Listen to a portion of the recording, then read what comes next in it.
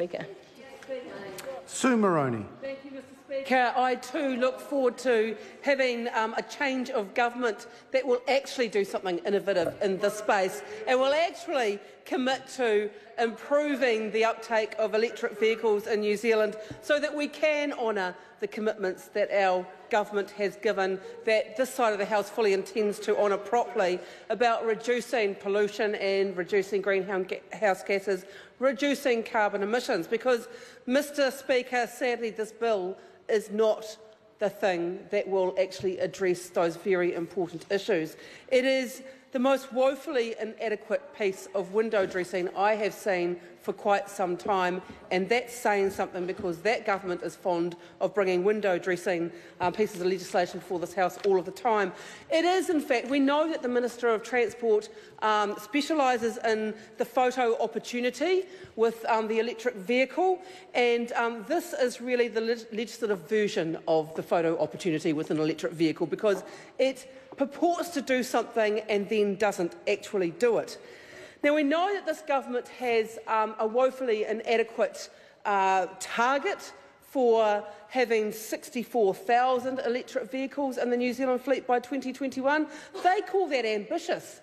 Well, what Treasury said about it is that actually if the government did nothing, there would likely be more than 64,000 electric vehicles in this country by 2021 anyway. That's how uninspiring their target is.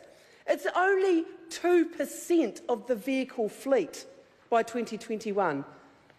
How aspirational is that? Not very. And so it's no surprise really that this government comes up with this type of measure. I want to talk about the bus lanes initiative because it's a daft idea, actually. I'm really thrilled that I'm certain that the way the government has drafted this bill, no territorial local authority will in fact make a decision to go down this path. No local authority with any sense will go down this path, because if it's a local authority, say like Auckland, and they've got congestion issues already, that's why they have bus lanes, why would they clog them up with other vehicles that aren't about public transport, aren't about sharing vehicles? Why would Auckland do that? And the answer is almost certainly is that Auckland isn't going to do that. So where is it going to be used? Which is the local authority that doesn't have a congestion problem but has bus lanes or T3 or T2 lanes that actually wants to spend ratepayers' money trying to find out whether the vehicles in those lanes are electric vehicles or not? Because that's what this bill actually asks them to do. It says that if the local authorities want to take advantage of this poorly thought out piece of policy, they're going to have to pay for the enforcement of it. No local authority is going to do that. So the one bad idea that this government's come up with in order to try and make it look like they are interested in electric vehicles actually isn't going to be put in place anywhere.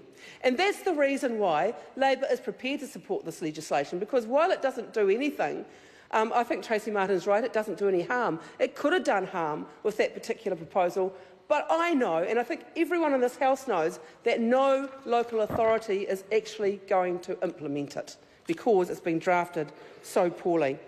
Mr. Speaker, it's very clear that this government has no intention of making that innovative move to electric vehicles.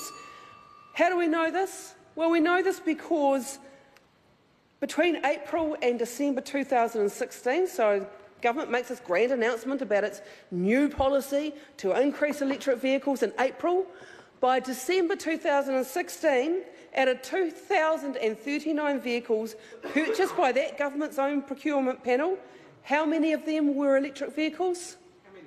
Just 8. What? Just 8 out of 2,039. And there is the proof of the pudding, that that government has no intention of actually doing the right thing to meet our climate change commitments and actually increase electric vehicles and therefore manage down our reliance on fossil fuels. This government has just produced a piece of legislation that is the equivalent of a photo opportunity with an electric vehicle. Kanwaljit Singh Bakshi. Thank you, Mr. Speaker, for giving me the opportunity.